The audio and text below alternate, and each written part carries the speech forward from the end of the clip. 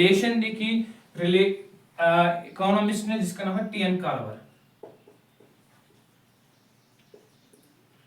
It was T.N. Carver in 1903 who first recognized the relationship, जिसने relationship recognize की देखी पहले between consumption and investment।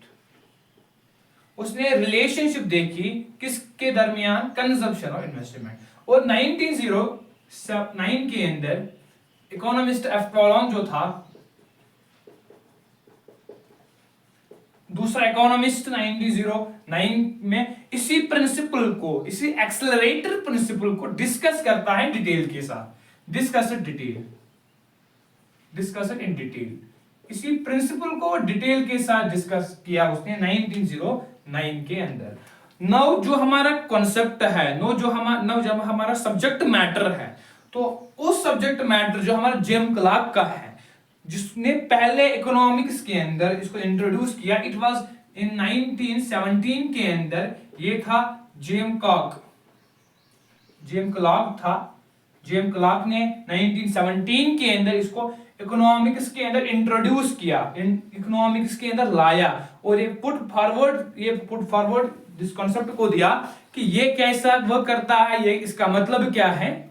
1970s के अंदर जेम क्लार्क ने इकोनॉमिक्स के अंदर इंट्रोड्यूस किया, इकोनॉमिक्स के अंदर इसको। जेम क्लार्क ने इसको 1970s के अंदर इंट्रोड्यूस किया।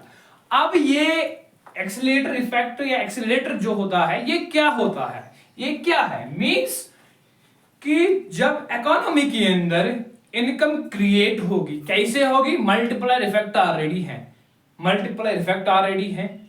इनकम क्रिएट हुई, जब इनकम क्रिएट इकोनॉमी के अंदर हुई, इनकम जनरेशन प्रोसेस हुई, तो उससे क्या होगा, कंजप्शन डिमांड बढ़ जाएगी, लोगों की जानिब कंजप्शन बढ़ेगी, लोग ज्यादा डिमांड करेंगे कंज्यूमर गुड्स का, क्योंकि उनके पास अब इनकम ज्यादा है। हम जानते हैं कि हमने कंजप्शन फंक्शन के अंदर पढ़ा है कि it is the current income of the individuals. Income is the main determinant, is a volatile part. जब इनकम इंक्रीज डिक्रीज होगी, it is generally effects the consumption of particular person. So अब income हुई generate, तो लोगों के पास income है तो वो डिमांड ज्यादा करेंगे।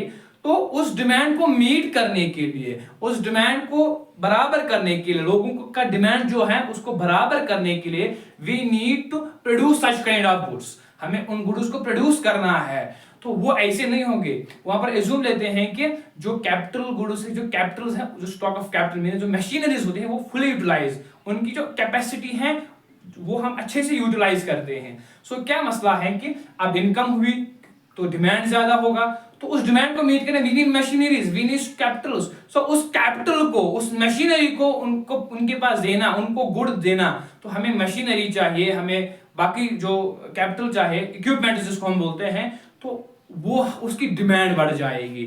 जो इन्वेस्टर्स होते हैं, जो फर्म्स होते हैं, वो डिमांड ज्यादा करेंगे।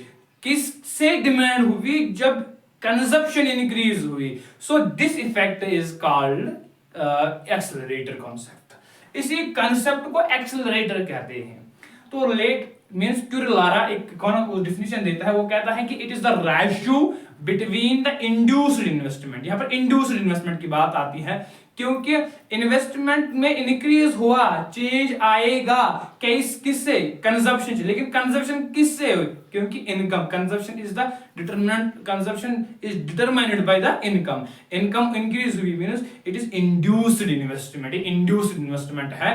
तो लेटर ऑन इसको मॉडिफाई किया, जो मॉडल एनालिसिस होता है, जो बेसिकली बुक्स के अंदर दिया होता है, वहां पर ज्यादा जेम क्लार्क का नहीं दिया होता है। जो हम पढ़ते हैं मॉडर्न एनालिसिस, वो है जे.आर. हिक्स का। जे.आर. हिक्स और जो सैमुअलसन हैडॉड थे, उन्होंने इसको डिस्कस किया डिटेल के साथ, फिर मॉडिफाई किया।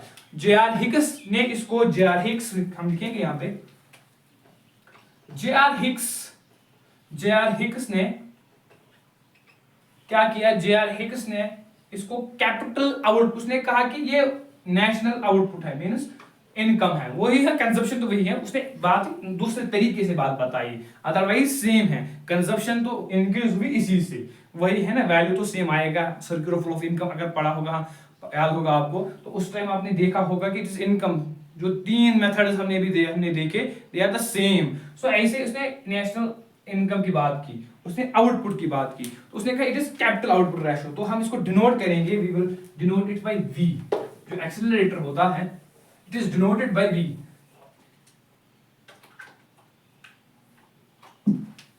It is v. जो जेम क्लार्क ने दिया, इसने कहा कि change in investment due to change in consumption. Simply ये जेम क्लार्क था। तो अब जेआर हिग्स का हम देखेंगे, it is v capital output ratio. Capital output ratio क्या ऐसे भी लिखेंगे हम, it is change in I divided by change in Y. Simple, ये जेआर हिग्स ने दिया। तो दैट इज वन। तो it is the concept of accelerator. ये एक्सीलरेटर का कॉन्सेप्ट है कि जब इन्वेस्टमेंट इंक्रीज हो जाएगा, कैसे इन्वेस्टमेंट में चेंज आएगी, किससे आएगी चीज, it is the consumption, it is the output, is that. इसको हम कैपिटल आउटपुट रेशियो के नाम से जानते हैं। तो इसके बाद हम थ्योरी को देखेंगे, व्हाट इज द थ्योरी। जो थ्योरी ऑफ एक्सीलरेटर होते हैं, इसी को हम क्या मॉडिफाई करते हैं, चेंज देखते हैं, बाकी चीज देखते हैं, तो उसको हम फिर देखते हैं। तो दैट इज द थ्योरी। तो जो ये था, this concept was in native form, इसको हम नेटिव एक्सीलरेटर भी कहते हैं। सो हम देखेंगे उसके बाद कि what is the concept of theory of accelerator. So I hope that you understand this particular lecture with very easy and very easy points. Do not forget to subscribe the channel Economics with Srizan. Thank you very much.